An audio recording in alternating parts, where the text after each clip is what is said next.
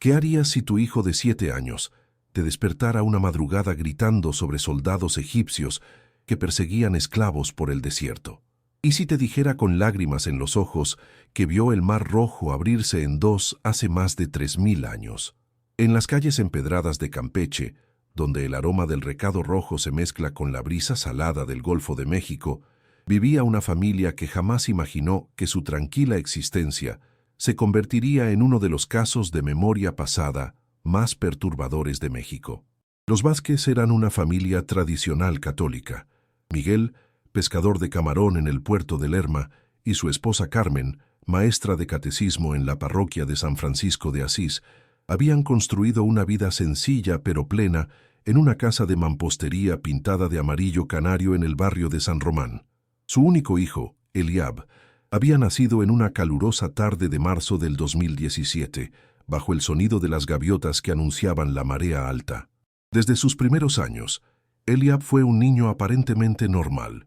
Jugaba con barquitos de papel, se divertía persiguiendo cangrejos en la playa y corría por el patio de baldosas rojas, persiguiendo a los gatos callejeros que buscaban refugio del sol campechano. Pero había algo en sus ojos color miel que inquietaba a Carmen, una profundidad que no correspondía a su corta edad, como si hubiera presenciado tragedias que ningún niño debería conocer.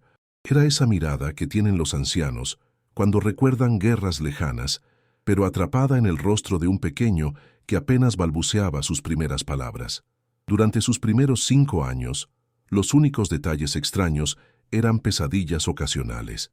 Eliab despertaba llorando en las madrugadas húmedas de Campeche, balbuceando palabras que sus padres no entendían. Algo sobre hombres con látigos y gritos bajo un sol que quemaba la piel como hierro al rojo vivo. Carmen lo consolaba con arrullos y agua de azahar, pensando que eran solo los miedos normales de la infancia. Miguel regresaba de sus jornadas nocturnas de pesca y encontraba a su esposa meciendo al niño, cantándole canciones de cuna mientras las primeras luces del amanecer se colaban por las ventanas de madera. El aroma del café de olla que Carmen preparaba cada mañana se mezclaba con el llanto nocturno que se desvanecía con el despertar del día. La rutina familiar parecía normal. Miguel partía antes del alba hacia el puerto, donde su lancha Virgen del Carmen lo esperaba entre docenas de embarcaciones similares. Carmen se alistaba para sus clases de catecismo, preparando lecciones sobre los milagros de Jesús y las historias del Antiguo Testamento que tanto fascinaban a los niños del barrio.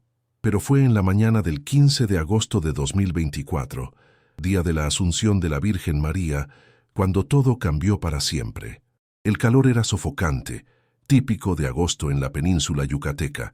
Las campanas de San Francisco habían sonado desde temprano, llamando a los fieles para la misa solemne.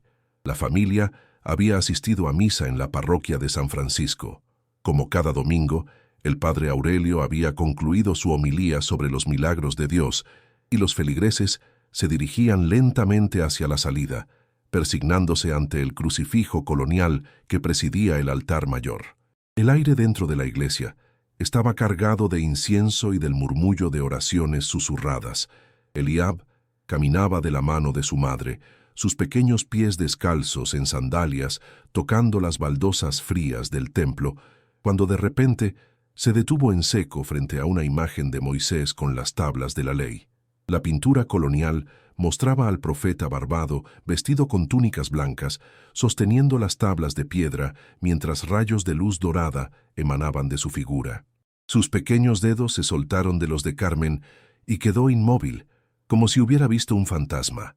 Sus ojos color miel se llenaron de lágrimas que comenzaron a rodar por sus mejillas morenas, dejando rastros brillantes bajo la luz que se filtraba por los vitrales.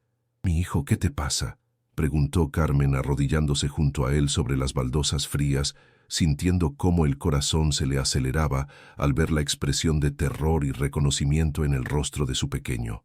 La respuesta de Eliab heló la sangre de cualquier madre. «Yo estuve ahí, mamá. Yo cargué piedras para ellos. Vi cuando él levantó su bastón y el agua se hizo como paredes altas, más altas que nuestra casa». «¿Qué quieres decir con que estuviste ahí, mi amor?», preguntó con voz temblorosa, tratando de mantener la calma mientras otros feligreses comenzaban a voltear curiosos hacia la escena. Eliab se limpió las lágrimas con el dorso de su manita morena y susurró con una certeza que helaba los huesos. Había muchos soldados con cascos brillantes que reflejaban el sol, mamá, y la gente corría con miedo cargando costales y niños pequeños. El cielo se puso rojo como cuando el sol se mete en el mar, pero daba miedo porque sabíamos que nos perseguían para matarnos. Miguel, quien había estado platicando con el compadre Refugio sobre los precios del camarón y las condiciones del mar para la siguiente temporada, se acercó al escuchar la conmoción. El aroma del incienso que aún flotaba en el aire se mezcló con el sudor frío que comenzó a brotarle de la frente cuando escuchó las palabras imposibles de su hijo de 7 años. Esa tarde, mientras Carmen preparaba cochinita pibil para la comida dominical y el aroma del achiote y naranja agria se extendía por toda la casa como una promesa de normalidad, Eliab jugaba tranquilamente en el patio con sus barquitos de papel. El sol de agosto caía implacable sobre las baldosas rojas, creando ondas de calor que distorsionaban el aire. Parecía el mismo niño de siempre, tarareando canciones infantiles, mientras hacía navegar sus pequeñas embarcaciones en un recipiente lleno de agua. Pero cuando llegó la hora de la comida y se sentaron alrededor de la mesa de madera que había pertenecido al abuelo Evaristo, Eliab hizo algo que nunca había hecho antes. Al ver que su padre se persignaba para bendecir los alimentos, el niño se puso de pie en su silla de plástico azul y comenzó a recitar una oración que ni Carmen ni Miguel habían escuchado jamás. Baruch atah Adonai, Eloheinu melech haolam, murmuró con una solemnidad que helaba la sangre. Hamotzi lechem min haaretz. Miguel dejó caer el tenedor en el plato de peltre. Sus manos comenzaron a temblar ligeramente. ¿Dónde aprendiste esa oración, hijo? Eliab lo miró con esos ojos color miel que parecían guardar secretos antiguos. Siempre la he sabido, papá, desde antes de estar aquí contigo y con mamá. Así bendecíamos el pan en Egipto cuando teníamos algo que comer. Carmen sintió cómo se le hacía un nudo en la garganta. La cochinita pibil se enfriaba sobre la mesa, mientras una sensación extraña llenaba el comedor pequeño de su casa.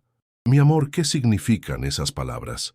Bendito seas, Señor nuestro Dios, Rey del universo, que haces brotar el pan de la tierra, respondió Eliab con la naturalidad con que otros niños recitan las tablas de multiplicar. Mi mamá de antes me enseñó esa oración cuando era muy pequeñito. ¿Tu mamá de antes? Preguntó Carmen con un hilo de voz. Sí, la que tenía cuando me llamaba Eliab ben Gershom. Ella se llamaba Miriam, y lloraba mucho porque los egipcios nos obligaban a trabajar desde que salía el sol hasta que se metía. Sus manos estaban siempre lastimadas de tanto moler trigo. Durante las siguientes semanas, la vida de los Vázquez intentó seguir su curso normal. Miguel se levantaba cada día a las 4 de la madrugada al sonido del despertador que había comprado en el mercado de San Francisco.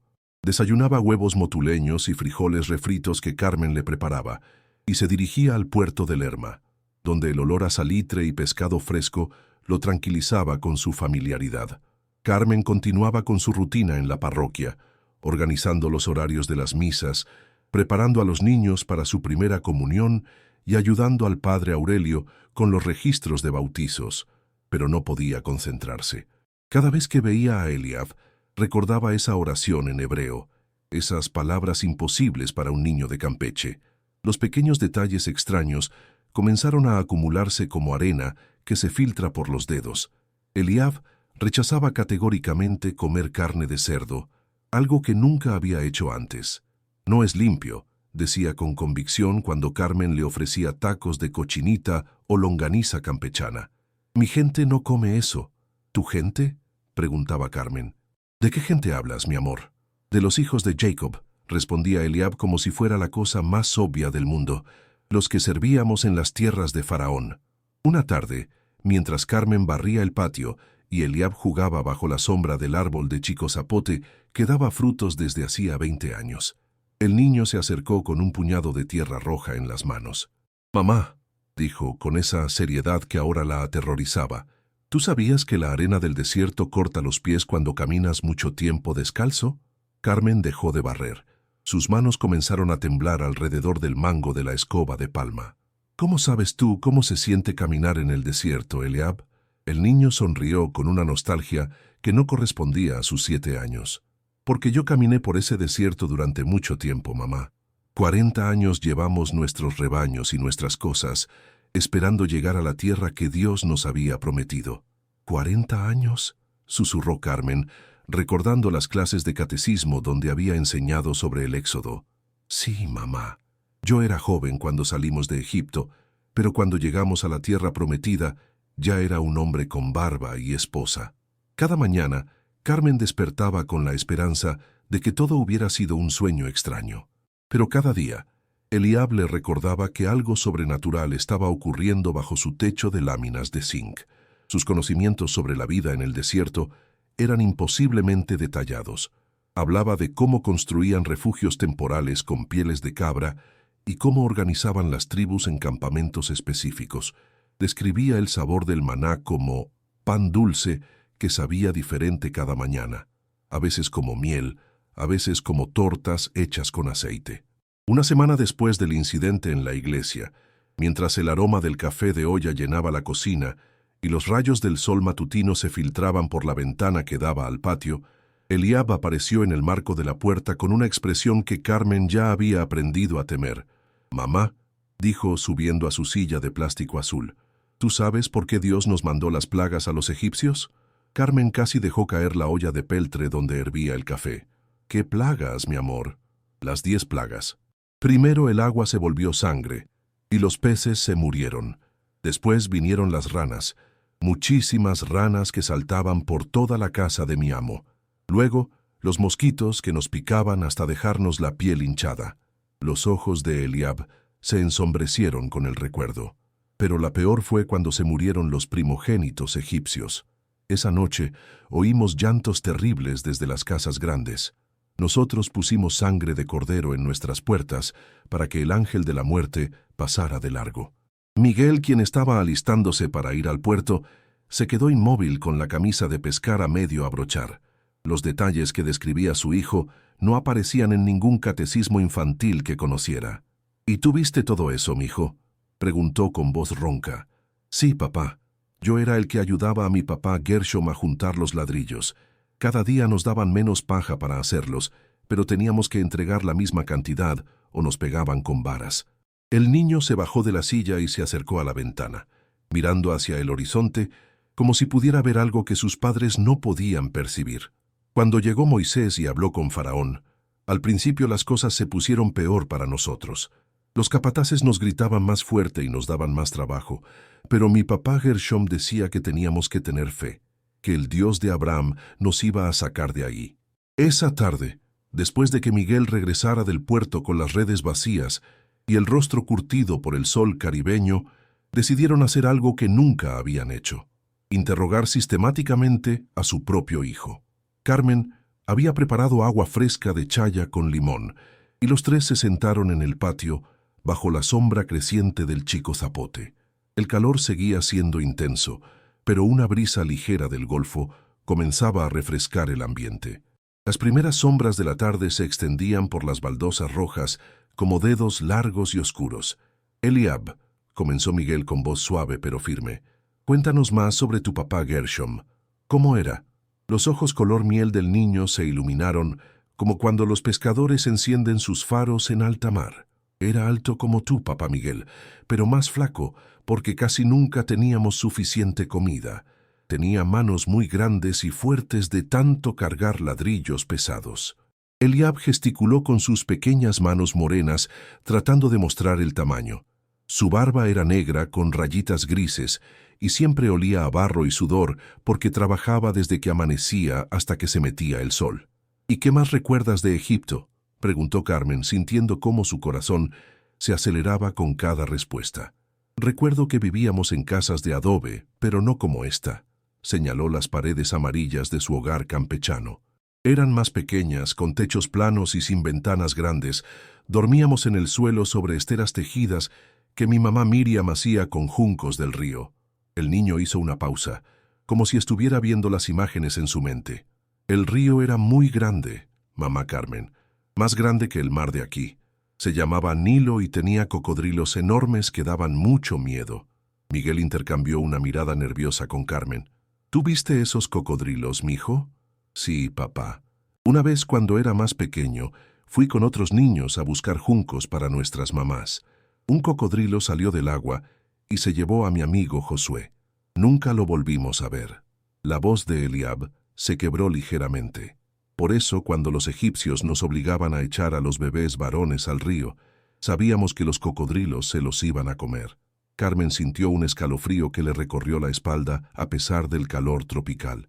¿Echaban bebés al río, mi amor? Sí, mamá. Faraón tenía miedo de que fuéramos demasiados. Entonces ordenó que todos los bebés varones fueran echados al Nilo, pero el bebé Moisés se salvó porque su mamá lo puso en una canasta y la princesa egipcia lo encontró. Los detalles continuaron fluyendo durante toda la tarde como un río desbordado. Eliab describía cómo hacían los ladrillos mezclando barro del Nilo con paja cortada, cómo los capataces egipcios los golpeaban con varas cuando no cumplían la cuota diaria, cómo las mujeres hebreas escondían a sus hijos pequeños cuando venían los soldados. Los soldados tenían cascos que brillaban como espejos bajo el sol, recordó Eliab, y llevaban lanzas largas con puntas muy filosas. Montaban caballos grandes y fuertes que hacían mucho ruido cuando corrían. ¿Y cuándo conociste a Moisés?, preguntó Miguel, fascinado y aterrorizado a la vez por la precisión de los recuerdos de su hijo. La primera vez que lo vi fue cuando vino a hablar con los ancianos de nuestra tribu. Yo era joven, tal vez de 15 años. Era muy alto, más que todos nosotros, y tenía una barba blanca muy larga. Sus ojos eran como el fuego cuando se enojaba, pero cuando nos hablaba de Dios, se volvían dulces como la miel. Eliab se levantó de su silla de plástico y comenzó a caminar por el patio, como si necesitara moverse para recordar mejor. Cuando llegó, muchos no le creían. Decían que era un loco que había estado demasiado tiempo en el desierto cuidando ovejas. Pero después hizo milagros delante de nosotros, convirtió su vara en serpiente y su mano se puso blanca como la cal, y después la sanó. ¿Tú viste esos milagros?, preguntó Carmen con un hilo de voz. Sí, mamá. Yo estaba parado muy cerca cuando pasó. Toda la gente gritó de miedo cuando vio la serpiente, pero después, cuando entendimos que Dios estaba con Moisés, comenzamos a llorar de alegría porque sabíamos que por fin íbamos a salir de Egipto. Conforme avanzaba la tarde y las sombras se alargaban por el patio, los recuerdos de Eliab se volvían más intensos y detallados. Describía la noche en que mataron el cordero pascual, cómo untaron la sangre en los marcos de las puertas, cómo comieron parados y vestidos para el viaje. Esa noche no dormimos nada, recordó con voz solemne. Escuchamos llantos terribles desde las casas de los egipcios.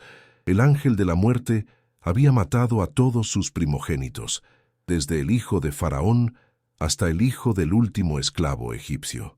Sus ojos se llenaron de lágrimas. Daba mucho miedo, pero también alegría, porque sabíamos que Dios nos había salvado y que por fin podríamos irnos de Egipto. ¿Y entonces qué pasó?, preguntó Miguel, completamente absorto en el relato. Faraón mandó llamar a Moisés en la madrugada. Estaba llorando por su hijo muerto y nos dijo que nos fuéramos inmediatamente, que nos lleváramos nuestros rebaños, nuestros hijos, todo, pero que nos fuéramos rápido antes de que muriera más gente. Eliab sonrió con una mezcla de nostalgia y triunfo. Fue hermoso, papá Miguel. Salimos cuando apenas comenzaba a amanecer. Éramos muchísimos, más gente de la que has visto en tu vida. Familias enteras con sus cabras, sus burros, sus pocas pertenencias cargadas en carretas. Los egipcios estaban tan asustados que nos dieron oro, plata y ropa bonita para que nos fuéramos rápido. Después de tantos años de esclavitud, por primera vez en mi vida me sentí libre. Cuando llegó la noche y encendieron las luces de la casa, Eliab parecía agotado por tantos recuerdos. Carmen lo abrazó contra su pecho, sintiendo el peso pequeño y cálido de su cuerpo, y por primera vez se permitió creer que tal vez, de alguna manera inexplicable, su hijo estaba diciendo la verdad. Pero lo que no sabían era que al día siguiente, Eliab les contaría sobre el momento más aterrador y milagroso de toda su experiencia, el día en que vio el Mar Rojo abrirse como una herida gigante en la tierra, revelando un camino seco entre paredes de agua que desafiaban todas las leyes de la naturaleza. La madrugada del 20 de agosto llegó con una humedad que se pegaba a la piel como una segunda ropa. Carmen despertó al escuchar pasos sigilosos en el pasillo de su casa. Con el corazón acelerado se levantó de la cama sin despertar a Miguel y siguió el sonido hasta la sala. Eliab estaba parado frente a la imagen del Sagrado Corazón que colgaba en la pared de mampostería amarilla, susurrando palabras en un idioma que Carmen no reconocía. La luz de la luna que se filtraba por la ventana creaba sombras extrañas sobre el rostro infantil de su hijo. «Eliab, ¿qué haces despierto, mi amor?», preguntó acercándose lentamente, descalza sobre las baldosas frías. El niño se volteó con lágrimas en los ojos. «Estaba recordando el día más hermoso y más terrible de mi vida, mamá Carmen. El día que vimos el mar abrirse como si Dios hubiera cortado la tierra con un cuchillo gigante. Como si hubiera estado esperando ese momento. Esa mañana Miguel decidió no ir a pescar. Le dijo a su compadre Refugio que se sentía enfermo del estómago, pero la verdad era que necesitaba escuchar lo que su hijo tenía que contar. Después del desayuno de huevos motuleños y café de olla, se sentaron nuevamente en el patio. El árbol de chicozapote les daba sombra mientras Eliab comenzó el relato más extraordinario que jamás saliera de la boca de un niño campechano. «Habíamos caminado 3 días desde que salimos de Egipto», comenzó con esa voz que ya no sonaba como la de un niño de 7 años. «Éramos muchísima gente, papá Miguel. Imagínate toda la gente de Campeche, de toda la península, y multiplícala por 10. Sus ojos color miel se perdieron en el recuerdo. Llevábamos nuestros rebaños de cabras y ovejas, nuestros burros cargados con ollas de barro y mantas tejidas. Los niños pequeños lloraban porque tenían hambre y sed. Los ancianos iban montados en los pocos camellos que teníamos». «¿Y dónde acamparon?», preguntó Carmen fascinada por los detalles. «Moisés nos llevó hasta un lugar junto al mar, un mar enorme, más grande que este de Campeche, pero azul oscuro como la noche. Las olas eran gigantes y hacían un ruido como truenos que no se callaban nunca». Eliab se puso de pie y comenzó a gesticular con sus pequeñas manos. «Pusimos nuestras tiendas en la arena. Yo ayudé a mi papá Gershom a clavar las estacas y a extender las pieles de cabra que nos servían de caza. Pero al tercer día, cuando estábamos preparando la comida del mediodía, alguien gritó desde las colinas: los egipcios vienen». La voz de Eliab se quebró con la emoción del recuerdo. Corrimos todos a las rocas altas para ver. Era verdad. En el horizonte se veían nubes de polvo enormes y después comenzamos a escuchar el sonido. «¿Qué sonido?», preguntó Miguel con un nudo en la garganta. «El sonido de los cascos de miles de caballos corriendo sobre la arena, el sonido de las ruedas de los carros de guerra egipcios, el sonido de los gritos de guerra que daban los soldados». Eliab cerró los ojos como si estuviera reviviendo el terror. Faraón había cambiado de opinión. Había venido con todo su ejército para llevarnos de regreso a Egipto o matarnos ahí mismo. La gente comenzó a llorar y a gritarle a Moisés. Le decían: «¿Para qué nos sacaste de Egipto si nos iban a matar en el desierto? Mejor nos quedábamos de esclavos pero vivos». Carmen sintió un escalofrío que le recorrió toda la espalda.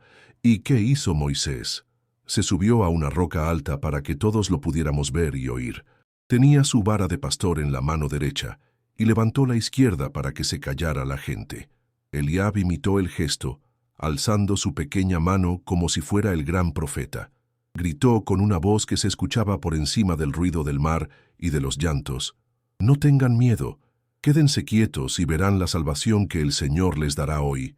A estos egipcios que ven hoy no los volverán a ver jamás». «¿Y la gente le creyó?», preguntó Miguel. Algunos sí, otros seguían llorando. Pero yo me acerqué lo más que pude a Moisés porque quería ver qué iba a pasar. Estaba parado junto a mi papá Gershom y a mi mamá Miriam, agarrando fuerte la mano de mi hermanito pequeño, que se llamaba Gat.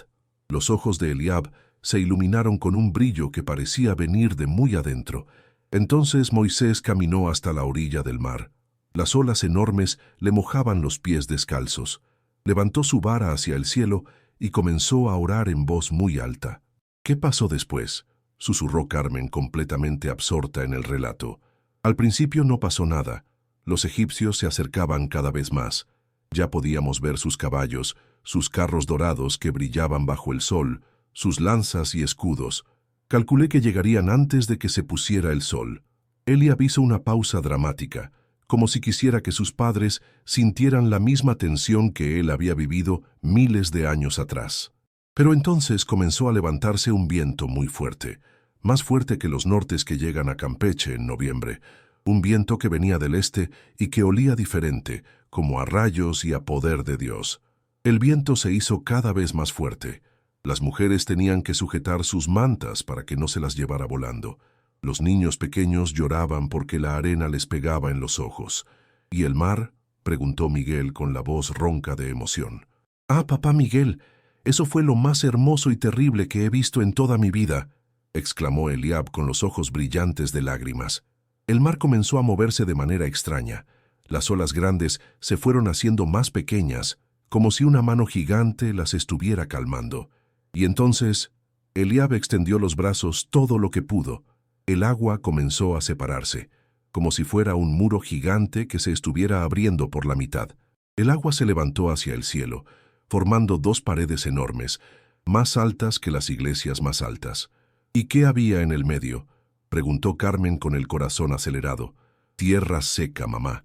Tierra completamente seca, como si nunca hubiera estado cubierta por el agua. Un camino ancho, por donde podía pasar toda nuestra gente con sus animales y sus carretas. Moisés levantó su vara otra vez y gritó: «El Señor peleará por ustedes. Caminen por tierra seca y no tengan miedo». Eliab comenzó a caminar por el patio, representando la marcha épica. Fuimos entrando poco a poco entre las paredes de agua. Los primeros que pasaron fueron los guerreros de la tribu de Judá, después las familias con niños pequeños, después los rebaños. «¿Y tú por dónde pasaste?», preguntó Miguel. Yo iba con mi familia en el grupo del medio. Cuando caminé entre las paredes de agua, pude ver peces nadando dentro de las paredes, como si estuvieran en jarrones gigantes de cristal. El suelo estaba húmedo pero firme, y se escuchaban nuestros pasos, como cuando caminas en una cueva muy grande. La voz de Eliab se llenó de asombro. Las paredes de agua brillaban con la luz del sol. Era como caminar dentro de un arcoíris líquido. Y arriba, muy arriba, se veía el cielo azul, como si nada estuviera pasando. ¿Cuánto tiempo tardaron en cruzar? Toda la noche, papá Miguel. Cuando terminamos de pasar todos, ya estaba amaneciendo del otro lado del mar. Estábamos cansados pero felices porque habíamos escapado. Eliab se detuvo, y su expresión cambió a una mezcla de triunfo y horror. Pero entonces vimos que los egipcios también habían entrado al camino seco para perseguirnos. Los egipcios habían visto el milagro, continuó Eliab, con una mezcla de admiración y terror en sus ojos color miel. Pero su odio hacia nosotros era más fuerte que su miedo a Dios. Faraón gritaba desde su carro dorado, ordenando a sus soldados que entraran al camino seco para alcanzarnos.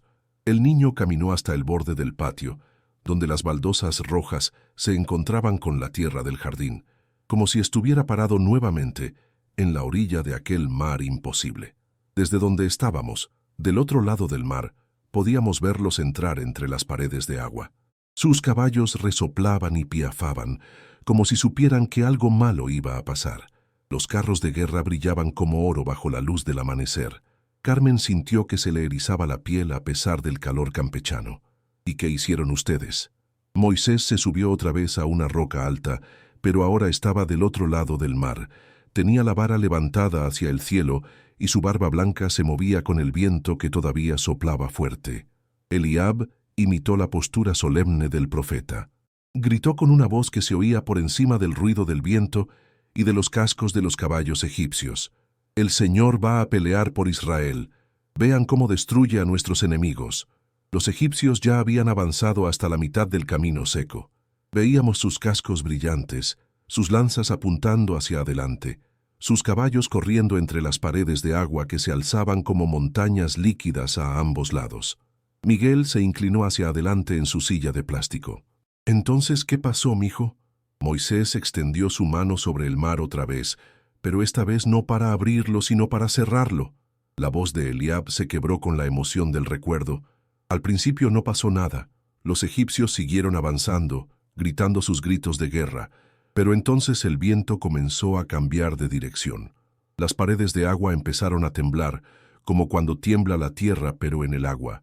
Se veían ondas que corrían de arriba hacia abajo, como si las paredes gigantes estuvieran perdiendo la fuerza que las mantenía paradas. Carmen se llevó una mano al pecho. ¡Ay, Dios mío! Los caballos egipcios comenzaron a relinchar de miedo. Los soldados miraban hacia arriba y veían cómo las paredes de agua se movían cada vez más. Algunos trataron de regresar, pero era demasiado tarde. Eliab cerró los ojos como si no quisiera ver lo que venía después. Las paredes de agua cayeron todas de una vez, como si alguien hubiera tirado 2 montañas líquidas desde el cielo. El ruido fue terrible, papá Miguel, como si el mundo se estuviera partiendo en 2, como 1000 truenos sonando al mismo tiempo. El agua cayó con tanta fuerza que la tierra tembló bajo nuestros pies. ¿Y los soldados?, preguntó Miguel con un hilo de voz. Desaparecieron en segundos. Los caballos, los carros, los soldados, todo quedó cubierto por el mar que había vuelto a su lugar. Las olas eran enormes, más altas que las casas más altas, y se estrellaban contra la orilla con una fuerza que daba miedo. Eliab abrió los ojos, y una lágrima rodó por su mejilla morena. Algunos egipcios trataron de nadar. Los vimos por un momento moviendo los brazos entre las olas gigantes, pero el mar estaba muy enojado y se los tragó a todos. Después de un rato, cuando las olas se calmaron un poco, comenzaron a llegar a la orilla los cuerpos de los soldados y los pedazos de los carros de guerra, cascos dorados, ruedas rotas, lanzas partidas por la mitad. El silencio que siguió fue denso como la humedad del mediodía campechano. Solo se escuchaba el zumbido de las abejas que revoloteaban alrededor de las flores del chico zapote y el sonido lejano de las campanas de San Francisco que anunciaban el mediodía. ¿Y cómo se sintieron ustedes al ver eso?, preguntó Carmen con voz suave. Al principio nos quedamos callados, mamá Carmen. Era demasiado grande lo que habíamos visto, pero después la gente comenzó a llorar, pero de alegría. Gritaban, «¡Estamos libres! ¡Dios nos salvó! ¡Ya no somos esclavos!». Los ojos de Eliab se iluminaron con el recuerdo de la celebración. Las mujeres sacaron panderetas que habían traído escondidas desde Egipto y comenzaron a cantar y bailar. Los hombres levantaban a los niños pequeños en los brazos para que pudieran ver el mar donde se habían ahogado nuestros enemigos. ¿Y tú qué hiciste? Yo me quedé parado junto a mi papá Gershom, mirando el mar. Las olas seguían siendo grandes, pero ya no daban miedo. Era como si el mar hubiera vuelto a ser normal después de hacer el trabajo que Dios le había ordenado. Eliab se acercó a Carmen y se recargó contra su regazo. Mi papá Gershom me puso la mano en el hombro y me dijo, «Eliab, hijo mío, nunca olvides este día. Nunca olvides que nuestro Dios es más poderoso que todos los ejércitos del mundo». ¿Y nunca lo olvidaste? No, mamá. Por eso estoy aquí contándote, porque prometí que nunca lo olvidaría. Durante el resto del día, Eliab continuó describiendo los días que siguieron al milagro del Mar Rojo. Habló de cómo celebraron durante 3 días en la orilla del mar, de cómo Miriam, la hermana de Moisés, dirigió a las mujeres en cantos de victoria, de cómo los hombres construyeron un altar de piedras para agradecer a Dios. Pero después de la celebración, vino lo difícil. Recordó con una seriedad que no correspondía a sus 7 años. Caminar por el desierto era muy duro. El sol quemaba durante el día y en las noches hacía mucho frío. Los niños pequeños lloraban porque tenían sed. Los ancianos se cansaban muy rápido y teníamos que cargarlos en burros. La comida se nos acababa y no sabíamos dónde encontrar más. ¿Y ahí fue cuando apareció el maná?, preguntó Miguel. Sí, papá. Después de caminar muchos días y cuando ya no teníamos nada que comer, una mañana despertamos y el suelo estaba cubierto de algo blanco que parecía escarcha, pero sabía dulce. Moisés nos dijo que era el pan que Dios nos mandaba del cielo. Cada mañana aparecía nuevo, suficiente para todo el día. Pero si tratábamos de guardar para el día siguiente, se llenaba de gusanos y olía muy feo. ¿Cómo sabía? Diferente cada día, mamá Carmen.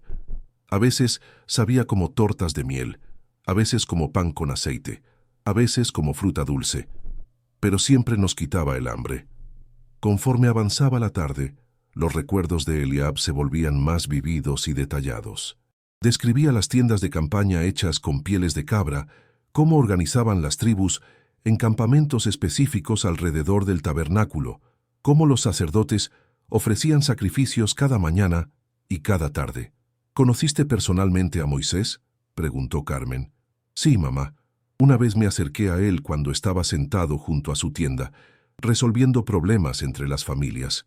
Era muy alto y tenía ojos muy bonitos, como de un azul muy claro. Me puso la mano en la cabeza y me bendijo. ¿Qué te dijo? Me dijo, que el Señor te bendiga y te proteja, pequeño Eliab, que vivas lo suficiente para ver la tierra que Dios nos va a dar. Eliab sonrió con nostalgia. Y sí la vi, mamá. Viví hasta ver la tierra prometida. Tuve esposa, hijos, nietos, trabajé la tierra y fui feliz. ¿Y cuándo fue que terminó esa vida? Cuando era muy anciano, con barba blanca como la de Moisés. Una noche me quedé dormido y desperté aquí, en Campeche, siendo bebé otra vez. El sol comenzaba a ocultarse detrás de los techos de las casas vecinas, pintando el cielo de naranja y púrpura. Carmen abrazó a Eliab contra su pecho, sintiendo el peso pequeño y cálido de su cuerpo, y se dio cuenta de que ya no tenía dudas sobre la veracidad de lo que contaba su hijo. Pero lo que no sabían era que al día siguiente llegaría alguien que pondría a prueba cada detalle de la historia de Eliab, alguien que conocía los secretos arqueológicos del Éxodo mejor que cualquier persona en México. La mañana del 25 de agosto amaneció con esa quietud extraña que precede a los grandes cambios. Carmen había preparado café de olla desde muy temprano porque sabía que ese día llegarían visitantes que pondrían a prueba todo lo que habían vivido. A las 9 en punto, llegó el doctor Sebastián Morales, arqueólogo bíblico de la Universidad Autónoma de Yucatán, acompañado de la doctora Esperanza Castillo, psiquiatra infantil del Hospital de Mérida, y del padre Dionisio Vega, enviado del arzobispado para investigar fenómenos inexplicables. El doctor Morales era un hombre de unos 50 años, cabello gris, guayabera blanca impecable y esos ojos penetrantes que habían pasado décadas examinando vestigios en el desierto del Sinaí. La doctora Castillo llevaba un maletín lleno de grabadoras y cámaras. El padre Vega, joven de 35 años, tenía una mirada seria que imponía respeto. «Señores Vázquez», dijo el doctor Morales, «hemos venido porque lo que nos han contado sobre Eliab sería el primer caso documentado en México de memoria detallada sobre el éxodo bíblico». Miguel los recibió con respeto. «Pasen, por favor. Eliab los está esperando». Se instalaron bajo el chico zapote. El doctor Morales colocó varios objetos envueltos en tela sobre una mesa pequeña. Eliab apareció desde la cocina. Al ver a los visitantes no mostró timidez, como si hubiera estado esperando este momento. «Buenos días», saludó con educación. «Buenos días, Eliab. ¿Sabes quiénes somos?» «La señora doctora quiere saber si estoy loco», respondió con naturalidad. «El señor que estudia cosas viejas quiere saber si digo la verdad sobre Moisés. Y usted, padre, vino a ver si lo que recuerdo viene de Dios o del diablo». La doctora Castillo se sorprendió. «¿Cómo sabes que soy psiquiatra?» «Porque cuando alguien dice cosas que los grandes no entienden, siempre mandan doctores de la cabeza». El doctor Morales descubrió sus objetos, réplicas exactas de herramientas del Éxodo del Museo de Arqueología Bíblica de Jerusalén. «Eliab, si realmente viviste en Egipto hace 3000 años, podrás identificar estos objetos». El primer objeto era una herramienta de cobre. Eliab la examinó como un experto. «Es un cincel para tallar piedra. Los usábamos para hacer más lisas las caras de los ladrillos. Este mango es de madera de acacia, la misma del tabernáculo porque no se pudre». «¿Recuerdas detalles específicos?» «Sí, mi papá Gershom me enseñó a usarlas. Decía que cuando llegáramos a la tierra prometida íbamos a construir casas de verdad, no de adobe como en Egipto». El segundo objeto era un recipiente con jeroglíficos. «Esto es para medir el trigo. Los capataces las usaban para ver cuánto grano habíamos recolectado», señaló los jeroglíficos. «Estos dibujos dicen cuánto trigo debe caber. Mi amigo Josué sabía leer un poquito de egipcio». «¿Cómo se llamaba tu capataz?» «Kenti. Era malo, nos pegaba con varas. Tenía una serpiente tatuada en el brazo derecho». El tercer objeto era una vara de pastor como la de Moisés. Eliab palideció. Sus manos temblaron y brotaron lágrimas.